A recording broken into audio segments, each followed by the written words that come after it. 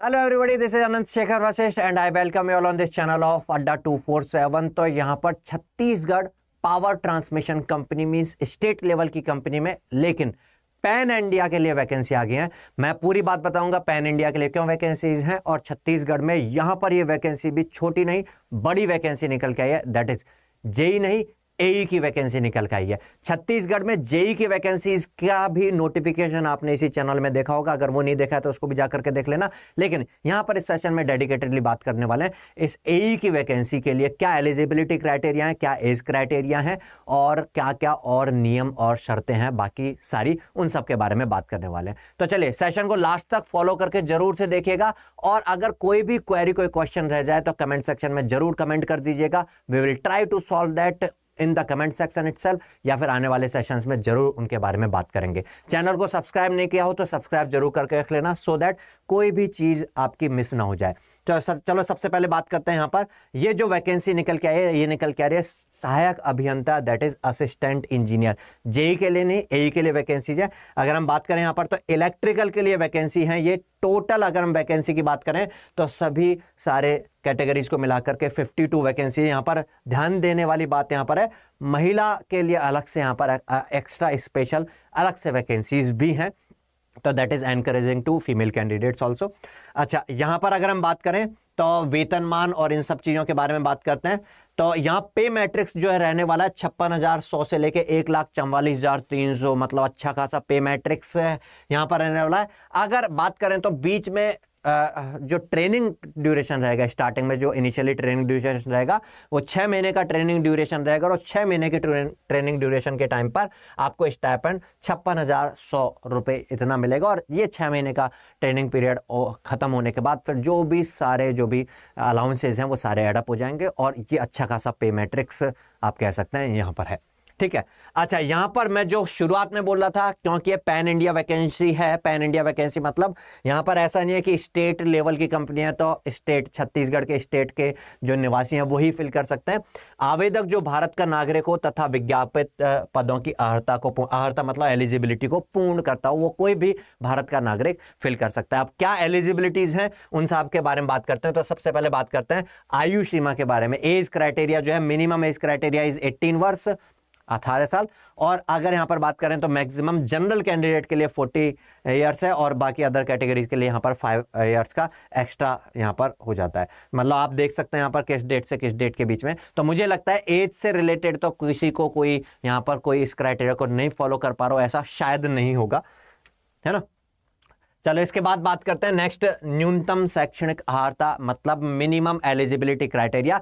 तो यहां पर क्योंकि एई की वैकेंसी है तो डिप्लोमा वाले कैंडिडेट्स के लिए नहीं है, this is for BE, BTech, BSc in engineering जो है उनके लिए। और ब्रांच अगर बात करें तो electrical and electronics, electrical and instrumentation, इन तीनों ब्रांचेस में 4 साल का जो है डिग्री जिसने किया होगा वो एलिजिबल है यहाँ पर। और कोई क्वेरी इससे रिलेटेड रह जाए तो कमेंट सेक्शन में जरूर से कमेंट कर देना। नेक्स्ट अगर बात करते हैं डिफरेंट अदर जो क्राइटेरिया रहते हैं आरक्षण से रिलेटेड अलग अलग के लिए, वो नॉर्मल है। यहाँ पर बात करें अगर प्रोसेस क्या रहेगा, यहाँ पर चयन प्रक्रिया क्या रहेगी, तो यहाँ पर सबसे पहले जो एग्जाम होगा रिटन एग्जामिनेशन जो है यहाँ पर होने वाला है। ठीक है, और रायपुर द्वारा ये आयोजित की जाएगी, जो स्टेट कमेटी जो है ऑर्गेनाइजिंग कमेटी। और 100 अंकों का यहाँ पर 100 मार्क्स का टोटल पेपर होने वाला है, जिसमें जनरल कैंडिडेट के लिए मिनिमम क्वालिफाइंग जो है मार्क्स 40% है, और अदर कैटेगरीज के लिए मिनिमम क्वालिफाइंग मार्क्स यहाँ पर 30% है। और ये रहा सबसे पहला रिटन। और जैसा कि जनरली एई एग्जामिनेशंस के लिए और इस लेवल के एग्जामिनेशन के लिए होता है, रिटन के बाद इंटरव्यू भी होगा इसमें। हाँ, इंटरव्यू होगा। परीक्षा में उत्तीर्ण उम्मीदवारों के प्रावीण्य मीन्स मेरिट लिस्ट तैयार होने के बाद उसको आवश्यकता अनुसार विज्ञापित प्रवर्गवार मतलब अलग अलग रीजन वाइज जो वैकेंसीज हैं उसके अकॉर्डिंग दस्तावेजों का सत्यापन होगा, मीन्स डॉक्यूमेंट वेरिफिकेशन होगा, और फिर उसके बाद इंटरव्यू के लिए बुलाया जाएगा। ठीक है, इंटरव्यू में पात्र उम्मीदवारों को प्राप्त अंकों के आधार पर जो है अपनी जो रिक्वायरमेंट्स हैं इनकी अलग अलग जगह रीजन वाइज उसके अकॉर्डिंग फिर वहां पर लोकेट किया जाएगा। ठीक है, अंग समान होने की स्थिति में वही नॉर्मल की जिसकी एज ज़्यादा होती है, एक भी ज़्यादा होगी तो बराबर होगी, तो फिर जिसका अल्फ़ाबेटिकल लेटर्स के हिसाब से वो नॉर्मल है। अच्छा, यहाँ पर अगर बात करते हैं तो क्या ये कॉन्ट्रेक्चुअल है या परमानेंट है, तो ध्यान से समझ लीजिएगा, इस चीज़ को कोई डाउट ना रहे। इस पद के लिए 6 महीने का प्रशिक्षण अवधि होगी, वो हम सब पहले ऑलरेडी बात कर चुके हैं।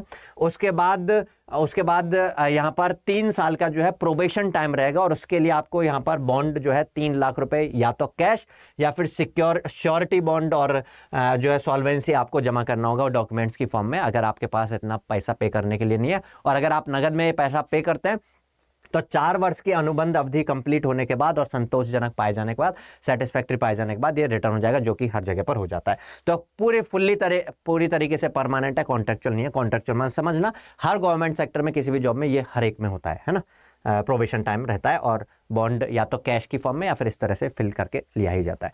अगर इस बीच में 4 साल से पहले आपने इस्तीफा दिया है, त्यागपत्र दिया है, बीच में आप रिजाइन करते हैं या फिर आप अनुपयुक्त पाए जाते हैं, तो उस केस में आपकी ये निधि जो है, आपका जो पैसा है, ये जब्त होगा। अदरवाइज ये कभी जब्त नहीं होता है। ठीक है, और ऐसा मुझे नहीं लगता है कि ऐसा किसी के साथ ऐसा होगा कि बिल्कुल अनुपयुक्त कोई पाया जाता है और आप छोड़ के जा रहे हो, तो फिर आप कुछ अपॉर्चुनिटी देख रहे होंगे तो शायद छोड़ करके जाए। बाकी कुछ और नियम और शर्तें जो नॉर्मल रहती हैं वो सारी कुछ हैं। अच्छा, इससे रिलेटेड और भी कोई डाउट अगर रहे तो आप कमेंट सेक्शन में जरूर से कमेंट करके बता देना। आने वाले सेशन में हम जरूर से उनको सॉल्व आउट करने का ट्राई करेंगे। बिल्कुल आपकी कोई भी डाउट हो उन सबको क्लियर करेंगे।